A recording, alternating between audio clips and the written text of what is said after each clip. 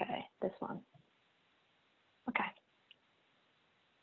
Okay, so good afternoon, everybody, and welcome back to Emory Climate Talks. Before we start, I actually wanted to take 15 seconds for us to just pause and reflect what has been going on the past couple of days, if that's okay. If we can just have 15 seconds of the quiet time to just reflect. I'm going to turn my light off so I can hear it.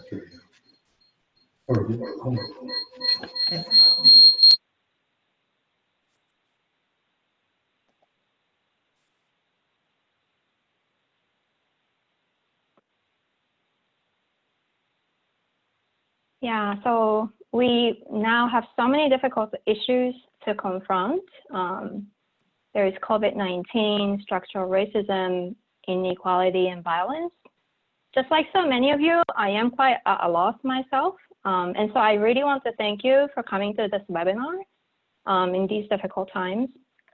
And I hope that we can really create a safe space where we can have a constructive discussion on difficult issues together. Today, I'm so excited that we are co-hosting this webinar with Goizueta Energy and Environmental Group. Just a couple of housekeeping items first. This webinar series is made possible by the anonymous donor that supports our trip to the UN climate change negotiations. And this is in partnership with the Department of Environmental Sciences and the Resilience and Sustainability Collaboratory at Emory University. We are recording this talk, and so I am muting everybody, but if you are interested, feel free to have your video on, or if you like, you can turn off the video. I hope that you can use the chat function if you have any questions for the speaker, so that those can be raised during the Q&A session at the end. If you have not signed up, I encourage you to check out our website, climatetalks.emorydomains.org, and sign up for our newsletter as well. I will post the links on the chat function later. So with that, I would now like to invite Ankita John, the president of the Goizueta Energy and Environmental Group, to introduce our speaker today. Is it ready? Okay, super. Oh, sorry, she's muted. Sorry. I'm muted. Sorry about that. I just wanted to say thank you all for coming out to our first talk of the summer. This talk, as Professor said, is in collaboration with the Environmental Sciences Department and their Climate Talk series, which we highly recommend you attend because they have multiple series during the month. So just to give you a brief introduction, Danielle Wood, she's currently the Senior Sustainability Specialist at Dunkin Brands, which is the parent company of both Dunkin' Donuts and Baskin Robbins. She's an alumni at Bryant University, studied international business during her undergrad, and then got her MBA from there too, concentrating in supply chain management and sustainability. She's been at Dunkin' Brands for over 3 years, and I really hope that coming to this talk sheds some light on the importance of sustainability, especially within the food and beverage industry. So I just want to say a massive thank you, Danielle. Thank you so much for taking the time out of your busy day to educate us on a topic like this, and off to you. Great. Thank you, Ankita, and thank you, Ari, for the introduction. I'm going to share my screen and do a little bit of an introduction myself. Let me just go. Okay, you should be able to see my screen. Oh.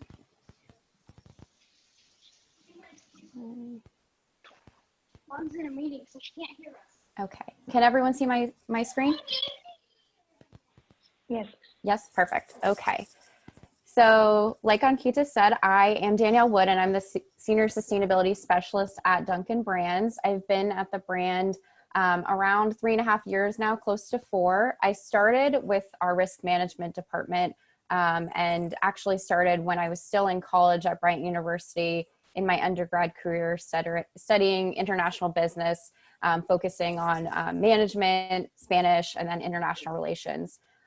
While I was working in the risk management department at Dunkin', I did pursue my MBA at Bryant as well in global supply chain management and sustainability. So I've been at Dunkin' my entire, adult career. I've had, when I was in undergrad, various internships, but really where I wanted to grow in my career and where my passion was, I found it within my MBA and really developed a love for sustainability and a love for Dunkin. So I will do a little bit of a presentation on Dunkin brands and our sustainability initiatives. And at the end, feel free to ask me any questions that you would like, whether it's, about my background or how I got into the industry a little bit more in detail. Happy to answer all questions. So this slide, it really describes our approach to business at Dunkin brands, specifically with sustainability. As many of you may or may not know, Dunkin brands, we are 100% franchise. So Dunkin brands is the parent company, like Ankita mentioned, of Dunkin and Baskin Robbins. Both Dunkin and Baskin Robbins are 100% franchisee owned. So both brands are made up of small businessmen and women. We do not own any of the stores. They're all locally owned, which is great. So when we're looking at our Partners for a Better Tomorrow sustainability platform, we approach it with 3 different lenses. We think about the guest impact of an initiative, also the environmental social impact, of course. Then we also take a look at the business impact to understand the efficiency and then the profitability for our franchisees, because they are, small businessmen and women. We need to take into account any changes to their system and making sure that they are on board with all initiatives. So we do work hand in hand with our franchisees. These are our major focus areas. Obviously, this is not an exhaustive list, but it does represent our top areas that we do work in. Packaging is a large one. You've probably seen our recent transition out of our foam cup, which I'll talk about a little bit later. And then on the Baskin Robbins side, we're looking at alternatives for single-use packaging as well. Our top priority is to reduce our consumption of plastic and materials in general. So we are looking at that very closely, working with a number of industry experts to determine and test all of the various alternatives that are out there. With regards to sourcing, we have 100% Rainforest Alliance certified espresso, and we do have certified dark roast. Percentage of our dark roast is certified to Rainforest as well. We work with a number of different organizations, and I'll talk briefly a little bit later on our partnership with World Coffee Research. Then when we look at energy efficiency, we have our DD Green Achievement Program, which is like a LEED certification, but modeled to the Dunkin fit. So it has a number of different criteria that restaurants must meet in order to achieve the DD Green Achievement status. And these restaurants on average are performing better than designed and have been performing significantly better than our old site types. And we've introduced a new prototype into the Dunkin system called our Next Gen Image. And that model was designed to save at least 25% on its energy use compared to the old fit as well. So I will talk a little bit more about that. With our franchise model, our franchisees do make the decisions with regards to waste and recycling. We do suggest end of day donation and encourage composting and recycling within the store. So that is a large part of the program, and the majority of our restaurants do participate in that end of day donation, although we don't have a lot left over at the end of the day, whether it's crew members taking things home or donating to local food banks, hospitals, things like that. Nutrition and ingredients, some of these commitments are a little bit outdated as we've expanded upon them. You'll see the Dunkin' Donuts. Originally, our commitment was for artificial dye removal from just donuts, but we've expanded that to our full menu commitment. And we achieved that commitment at the end of 2018. We also made that commitment on the Baskin Robbins side, and we've eliminated all artificial dyes from our ice creams, which we're very excited about. And then we have a number of animal welfare commitments that we've made with regards to cage-free eggs and gestation crate-free pork. Then probably, a significant portion of my role is reporting. We report to a number of different institutions, whether it's investors, different non-governmental organizations like Egg Track, where we report our cage-free egg progress. We also report our climate disclosures to the Climate Disclosure Project every year, and we're in the midst of that reporting right now to discuss our climate goals and progress in reducing our carbon footprint. And then biannually, we put out a sustainability report discussing our past 2 years, the initiatives that we've made progress on, and then usually we'll announce some new initiatives that we're working on over the next 5 years, or depending on how long that commitment timeframe is, it could be commitments even more long-term. So that's a big part of my role as well. So obviously we're in the midst of a global pandemic, and you've probably seen, you know, many organizations discussing sustainability and the importance of sustainability. But then also on the flip side, you see, you know, is sustainability going to move forward despite the current crisis? And at Duncan, we're very committed to our sustainability program and initiatives. So we're still pushing forward with these goals and commitments despite the current situation. So one of our largest goals that we've made was our transition from our old foam cups to paper cups. In the US, we've transitioned to a double wall paper cup made with paper certified to the Sustainable Forestry Initiative. We just completed this global transition at the beginning of May, which we're really excited about, and we're able to meet our goal of the end of, or mid 2020, a little bit early despite the current situation, which we're very pleased with. This transition will remove approximately 1 billion foam cups from the waste stream annually. And we've also started to roll out a new hot coffee cup lid that is fully recyclable and made of number 5 polypropylene. And, you know, it's recyclable where facilities exist, and it differs with community to community, but it's highly recyclable, and it's much easier to recycle compared to our current hot cup lid. So we're very pleased with that, and we've started that transition, and we'll likely complete it before the end of this year. And together, these two transitions are removing around 19 million pounds of polystyrene from the waste stream annually. So we're very excited about our packaging commitments and recognize the need to do more and to continue to push in this space.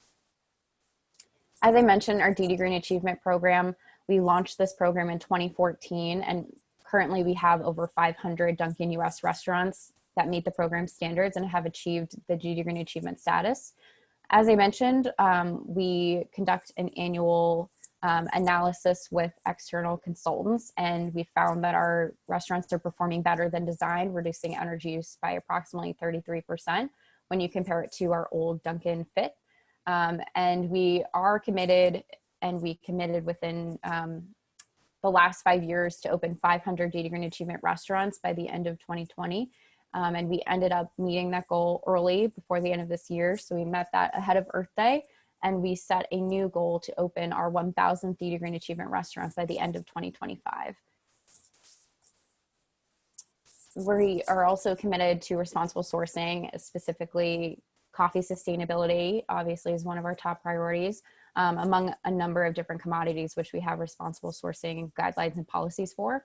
One of our largest initiatives was when we partnered with World Coffee Research 2 years ago to boost coffee sustainability efforts. So our franchisees, in partnership with our franchisees, will be donating around $2 million over the next few years in support of these efforts. So things that World Coffee Research is working on, they are, you know, coming up with new hybrid varieties of coffee plants that are able to withstand some of the threats of climate change.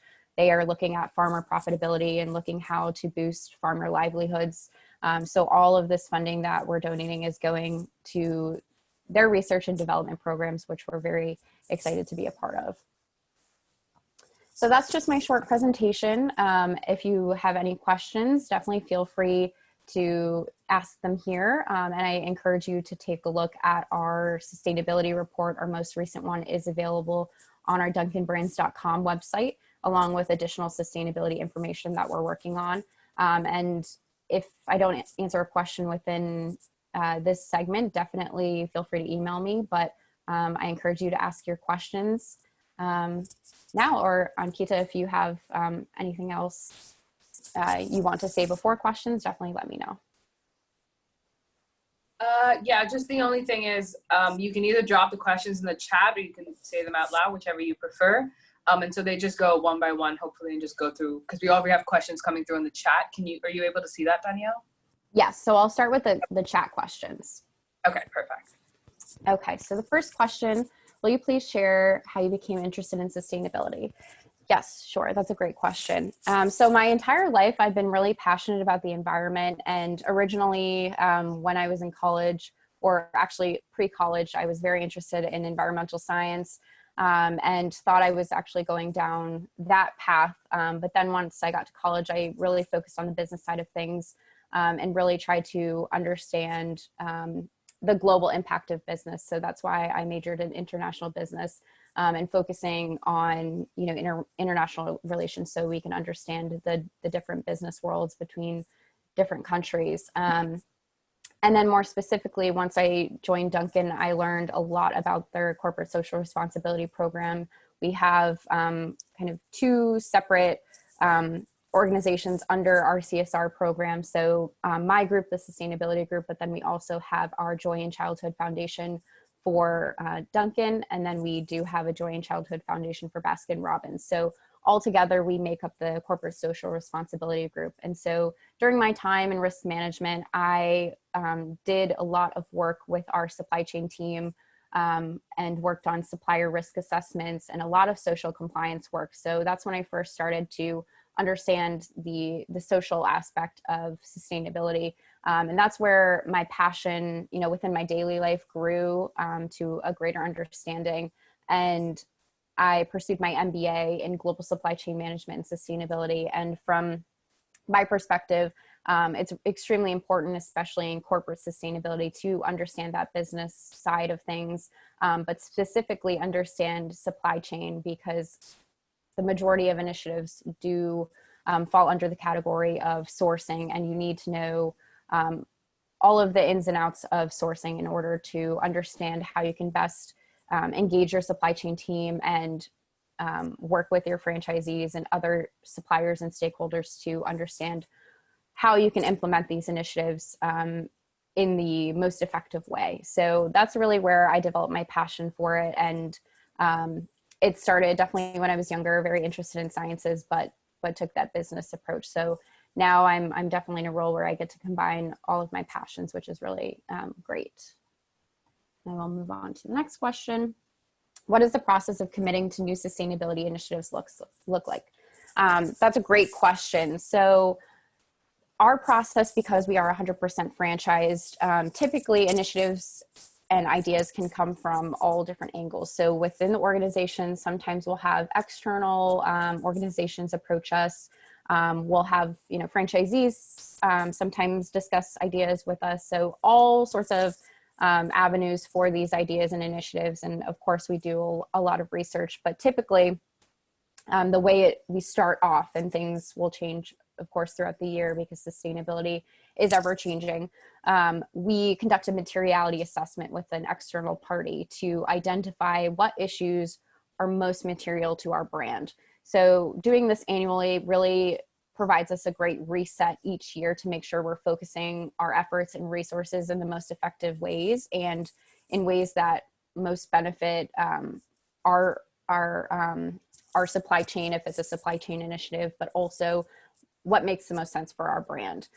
So those really set us each year to make sure we're focusing on the right areas. We also, during those materiality assessments, conduct interviews with external stakeholders, internal stakeholders, and then some stakeholders that don't necessarily even work with us. They're just industry experts or subject matter experts. That way we can get a full unbiased view of what the key issues are in that year. And we prepare initiatives, whether, we have some short-term initiatives, but the majority of them are longer-term initiatives that we're working on. Once we have something that we like and that we think that we want to implement, typically, because my department is a little bit smaller, it's a very cross-functional role. So we'll get a team together, cross-functional group, and that way we'll kind of pick apart the idea to see what areas might need improvement, who do we need to engage if it's an external stakeholder, and we bring our franchisees into the fold, because they obviously need to support any initiative that we're looking to do. We do have a task force of franchisees who are dedicated to sustainability and really help us, when we're looking to test products. They'll be the first to volunteer the restaurant for testing or for participation. So that's what it kind of looks like at a high level view of how we develop these initiatives. But it does take quite a bit of time because we have to engage with a number of different stakeholders in order to get approval to move forward. Okay, next question. Do you think sustainability initiatives are helping to increase sales, or is it just expected for most businesses today? So we haven't done an analysis, I would say, to tie sales with sustainability. However, I believe, my first point, I do believe from Gen Z's, Gen X, it really is, or not Gen X, yes, Gen Z's, Gen X, and millennials, those three groups, it really is expected from businesses today. However, we've kind of flown under the radar with our sustainability initiatives because we really believe in being a values-led brand, and we're figuring out what initiatives make the most sense for our brand, and we want to be honest and transparent in everything we're doing. So I definitely think we are trying to modernize our brand, and I do believe it's bringing in new consumers. You can take a look at our recent partnership with Beyond Meat last year. So we partnered with them to launch a Beyond breakfast sandwich nationwide. Originally, that was a test in Manhattan that we did, and it really surpass our original expectations of how the sandwich would do. And we've really attracted new consumers and new partners through initiatives like that. So I would say, we definitely are seeing new consumers in our restaurants, but we don't have anything physical to tie it back to. So another question, how did you learn about sustainability in school or on the job? So primarily, I originally learned about sustainability in my own research throughout college, but also I took a number of courses in undergrad and in my MBA on sustainability, whether it was a sustainability specific focus class, or sometimes it was a supply chain management class with a focus in sustainability and responsible sourcing. So primarily, I would say I learned a lot about sustainability in school, but of course, in any role that you're in, you learn a lot on the job. So prior to getting my role in the sustainability department, I was on the risk management team, and I knew I was really interested in sustainability and eventually looking to make the switch. So what I did, I started having my own internal interviews with a number of different team members, whether they were in supply chain or commercialization or research and development, marketing, our CSR team. I talked to them. I talked to the woman who was in my previous role. So just to learn about their perspective and learn more about Dunkin brands, because as a new hire in the risk management department, I was just trying to learn as much as I could. So any job that you're in, you definitely learn a great deal on the job, and you'll have great colleagues and partners externally who will help you learn even more about your field. There are things that I'm learning every single day, and will continue to learn, and that's just how things go. But I would say definitely a first step would be in school. Next question, what active role does Dunkin Brands have in the Sustainable Coffee Challenge? So we joined the Sustainable Coffee Challenge at the end of 2018, and that was due to our partnership with World Coffee Research. So you have to make a commitment to coffee sustainability before you can join the Sustainable Coffee Challenge. And since then, we've joined all 4 action networks. So they have action networks on responsible sourcing, mapping and monitoring forests. They have a labor action network, and we've been an active participant in those different action networks.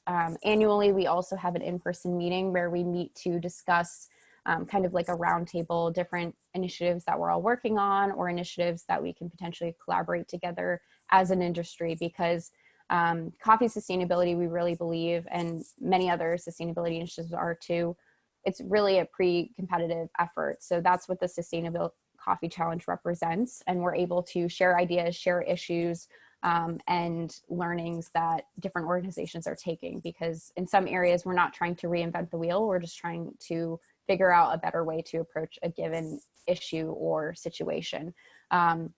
We've also, through the Sustainable Coffee Challenge, they do a number of different origin projects and education seminars and learnings for smallholders and farmers in those origin countries for coffee. So we have donated to some of those specific projects, and we are, you know, with everything going on in the world, we're still having our Action Network calls and still working with the challenge, but we've kind of put some of those, I know the challenge has continued to put those projects at the top of mind, and they're still going on. So we're very excited about that, and still meeting despite the current situation. And currently what we're trying to talk about in the challenge is how can we help farmers, because COVID is something that's impacting everyone across the world, you know, throughout your supply chain. It's one of those things that you might not necessarily realize impacts every single person, every single area of your supply chain for any business, you know, not just in coffee. So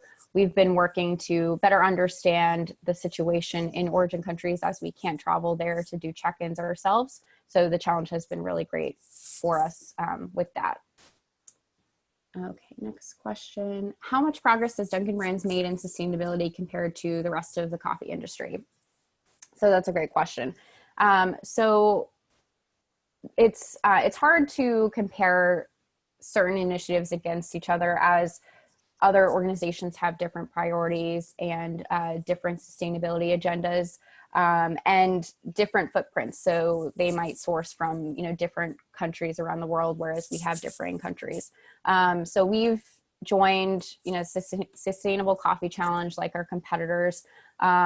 One thing where we are different from our competitors is that we are a member of World Coffee Research and a leading funder of World Coffee Research. So our top competitors are not yet, but World Coffee Research is an amazing organization. So I assume it's only a matter of time before they do, because they're doing some really great work.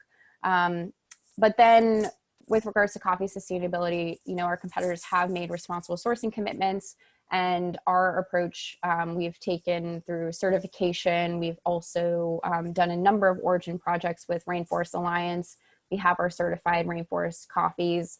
And then we are doing a lot of work internally that we're very excited about, specifically working closely with all of our roasters and other supply chain partners on our responsible sourcing standards. So we made significant progress, and we just haven't shared anything publicly at this time to quantify that. Okay, so thank you for transitioning away from cups or foam cups. You're welcome. Can you speak a little to the cost of other barriers to this change? We are hoping Chick-fil-A and others will transition, and it would be great to have information on how you accomplish this important change. Yeah, so I'm sure you've realized it's taken us quite a bit of time to make the commitment to transition to foam, and then to actually flip our entire system globally. So the transition itself, we started with our next generation restaurants in 2018, and we just finished, of course, you know, at the beginning of this May, or this past May, and it took so long for that reason because of, you know, supplier capacity and needing to build up that volume in order to meet our system needs on a consistent basis. So that's why the transition, you know, took a little bit over, or exactly 2 years. And then prior to that, we have actually had discussions on the foam cup over the past 10 years, trying to figure out how can we get out of this foam cup. You know, we've been seeing demand to move out of the foam cup for so long, but then, you know, I know if any of you are from the New England area, potentially not, but in the New England area, there's a strong love for the foam cup because everyone in New England loves to drink their iced coffee in the middle of winter, and they use the foam cup as a sleeve. So that was something we definitely did not encourage or endorse, but we had some really strong foam cup loyalists. So it was interesting trying to balance all of the differing needs between our consumers. And we did test a different cup prior to our double-walled paper cup, and we tested a number of different cups, we tested a fully plastic cup that was more like our iced coffee cup. We tested a mushroom cup. We've tested all of the different things out there in order to find the most viable solution for us, which was the double-walled paper cup, which eliminates the need for a sleeve and, keeps the beverage hot, but your hands cool. So definitely a barrier to the change would be the number of different solutions out there and finding a supplier that can meet your needs, because we have of course, a golden criteria list where, this cup must meet all of these needs. Like the first slide I showed you needs to meet what our guest wants, what our franchisees want, by making sure it's something that the consumers want, of course, but also is efficient, is a very quality cup. But then also we have to look at cost as well, because if we're introducing all of these other initiatives, new equipment into the stores and a number of other things, we have to make sure we're not hurting the franchisees with these changes. So we definitely loop them into the conversation. And one recommendation for, other brands that are looking to change, and I know the majority of the industry is trying to move away from foam and plastic in general, would be to test, test all the alternatives that you can, and get as much feedback as you can, because you want to make sure you understand all of the different issues, whether, for example, the mushroom cup had an extremely odd texture. Our guests would not have liked that cup as much compared to our double-walled paper cup. But then our current cup now, we already know that we're working on our next cup, because it's not the end-all solution. So we are moving in a positive direction, but we realize that this cup is a great start, but we have to continue to move forward.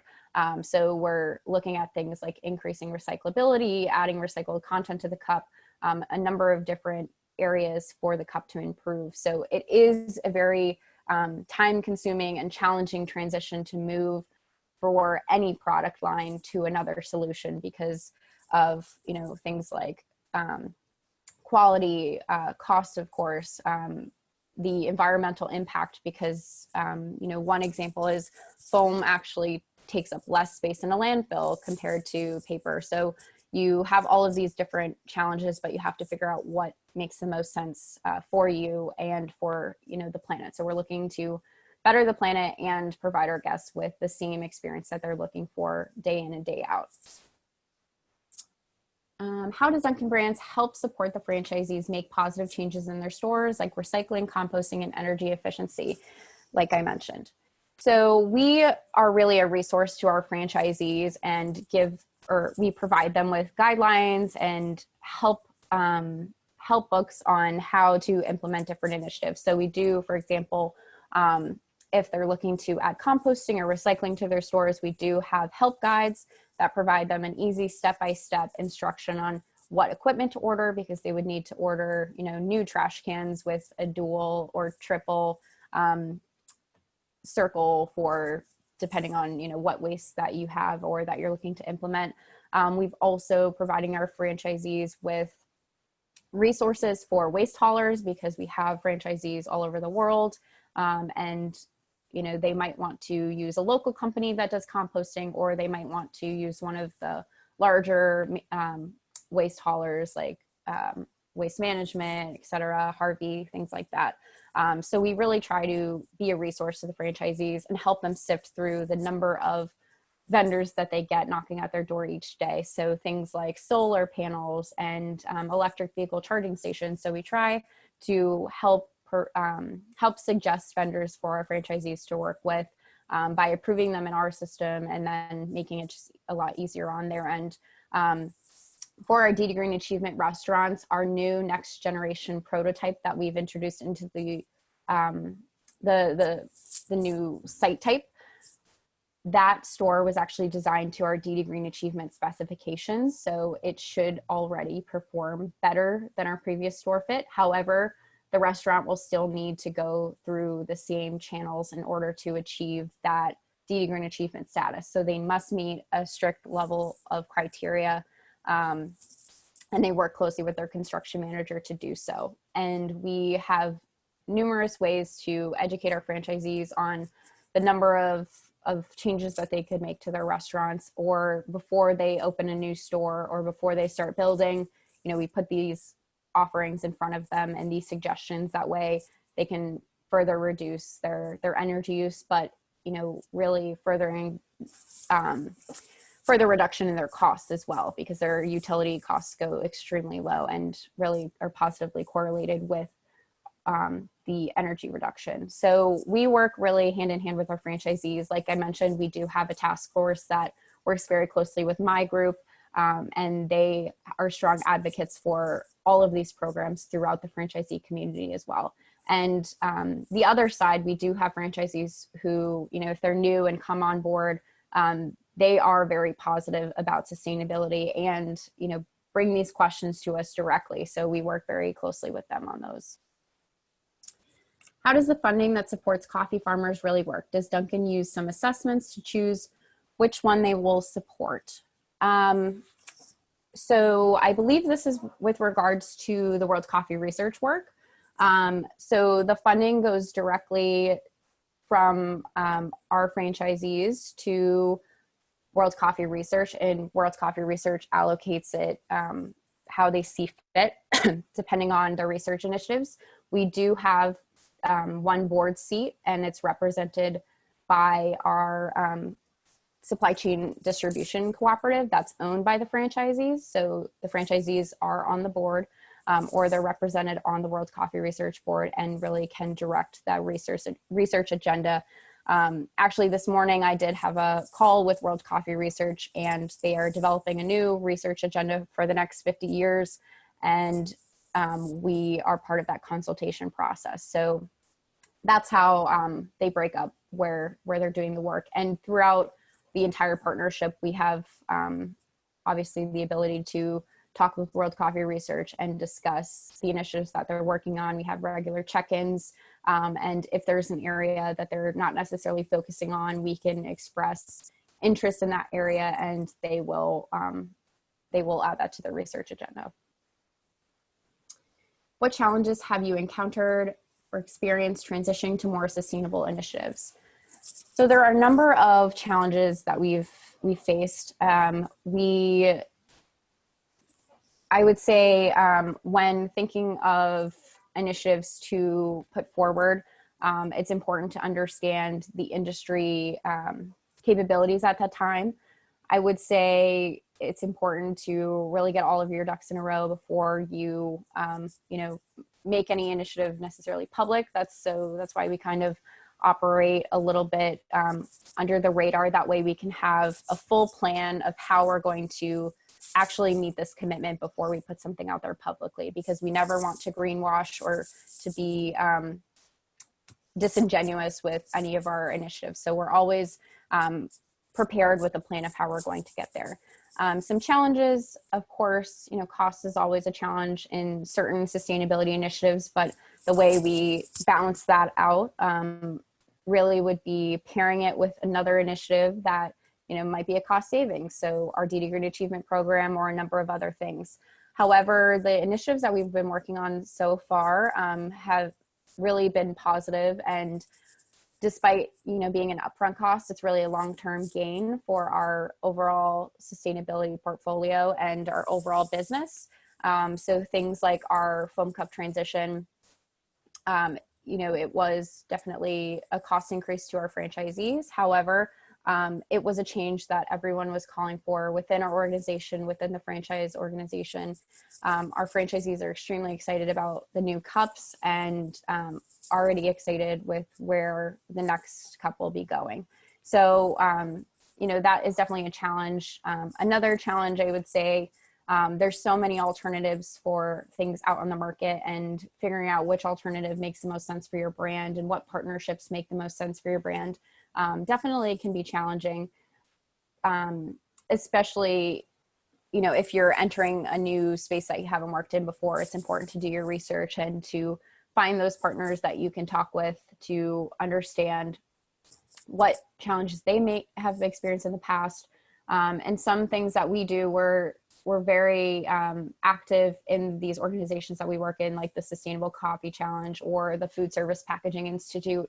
And aside from us, there are a number of peers that we can talk to. So, you know, we might get on the phone with McDonald's, even though, you know, they're one of our competitors, but we'll talk about some of these initiatives in a pre-competitive space. That way we can really address any challenges that we've had, and just really understand some of the challenges that they might have had if they've entered into it before us or something of that sort. So there are a number of challenges. And I think, you know, a large one is understanding the consumer is a large one, because for any initiative, you have to understand, you know, will this be a positive change for our consumer as well? You know, of course, we understand it's a positive environmental change, but we have to understand our consumer.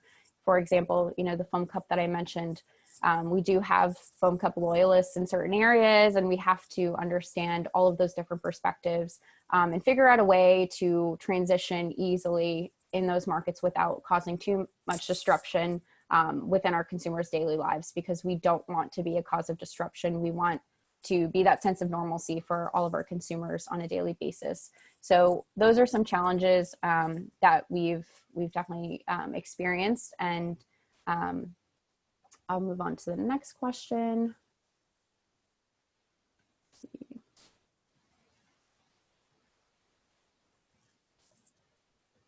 Okay.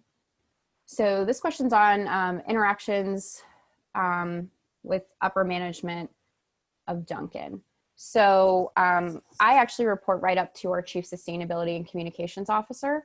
Sustainability really is from the top down, which is great. We do have board oversight as well, where we report up to the board and discuss our progress from quarter to quarter, and potentially even more frequent than that. So we do have a top-down approach for sustainability. And of course, you know, ideas can come from any area of the organization. And luckily, our organization does allow for ideas to come from anywhere. So I definitely don't have any worries approaching our senior leadership team if I think we should be moving a different direction, or if I have a new idea that I want to share with them. So we report on a quarterly basis to our executive team, and then to our board as well.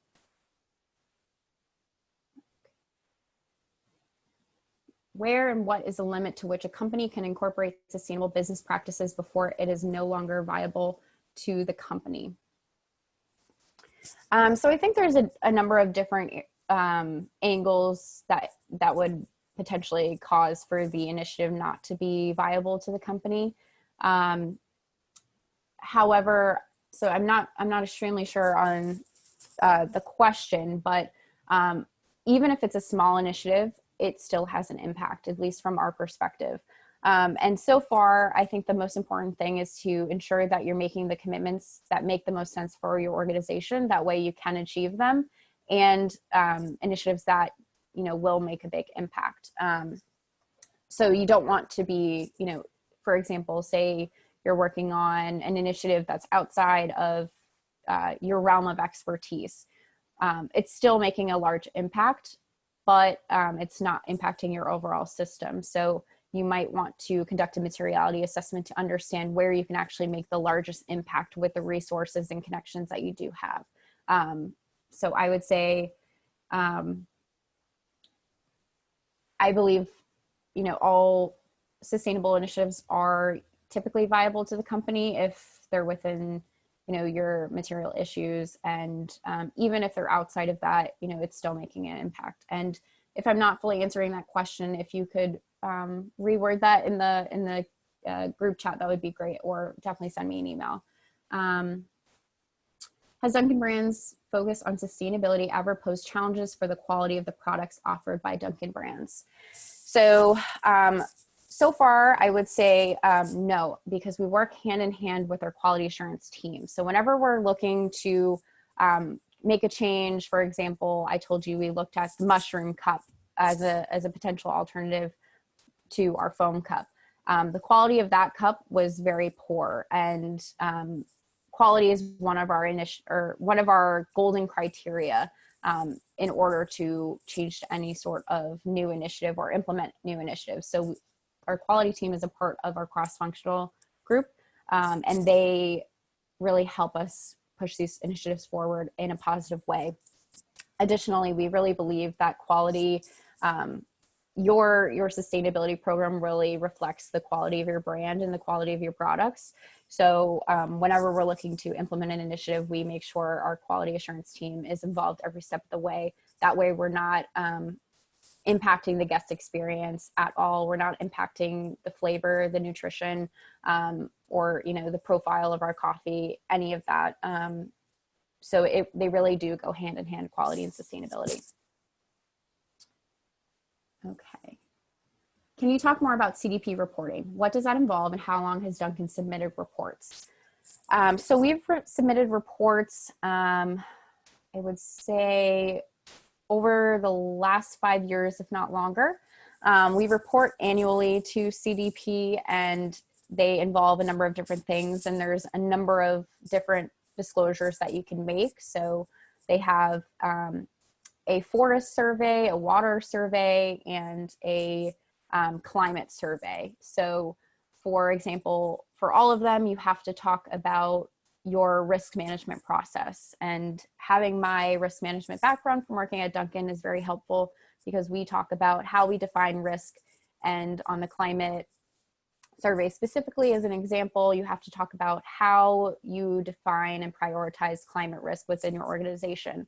So we discuss our board oversight, how we define issues, how we put together potential contingency plans or mock scenarios of potential climate risk. And then we also have to disclose some or all of the initiatives that we've done over the past year with regards to climate change. So, we'll put together different news articles that we've put out there with regards to our overall sustainability initiatives that address climate change and what we're doing with regards to climate change. And then also on an information sharing side, we also disclose additional information on our corporate facilities and things that we're doing, activities we're doing in order to reduce our footprint there, supply chain activities. And it's mostly, a progress update, but also helps you reset every year to define your risk areas and to make you aware of what areas you should be focusing on with regards to climate change, forests and deforestation, and then water and water scarcity. Okay. How does Dunkin' Brands ensure that their franchisees are following sustainability initiatives? So the way our system works,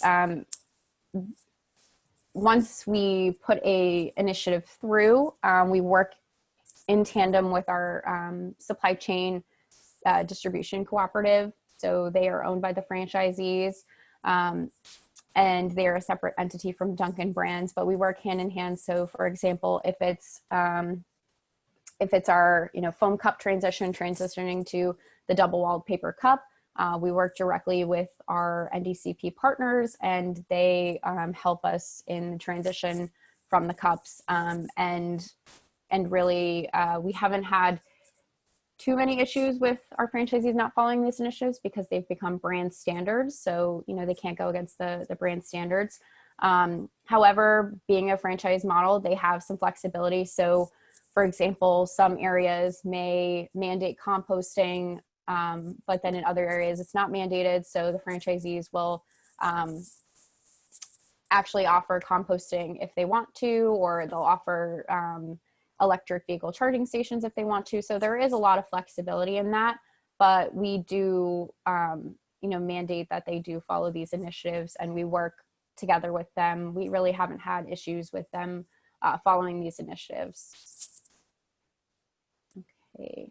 Are there certain incentives for meeting sustainability guidelines, or are there penalties for not meeting those guidelines? So we do have, if I talk about the corporate side, we actually offer incentives to our employees for a number of different sustainability initiatives that they can participate in at the brand level, where if, you know, they have a corporate car, they choose a more efficient vehicle and things of that nature.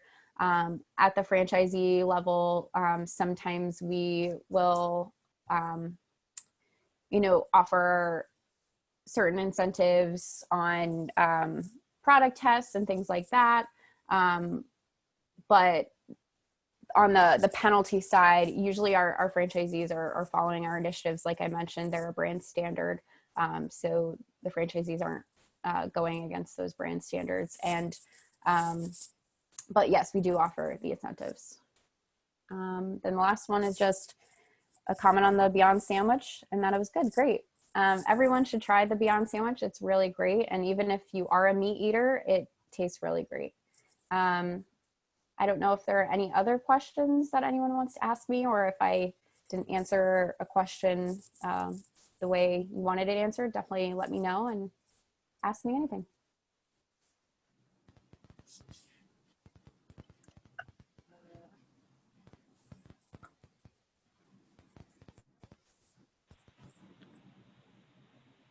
Okay, I think that's it for now.